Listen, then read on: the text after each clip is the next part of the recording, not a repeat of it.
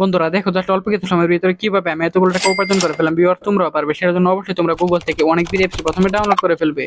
তারপর বন্ধুরা দেখো এখান থেকে অ্যাপস ইনস্টল করে ওপেন করার সাথে সাথে তোমরা এরকম একটা ইন্টারফেস দেখতে পারবে। এখান থেকে তুমি উপর ডান পাশে রেজিস্ট্রেশন এখানে ক্লিক করবে।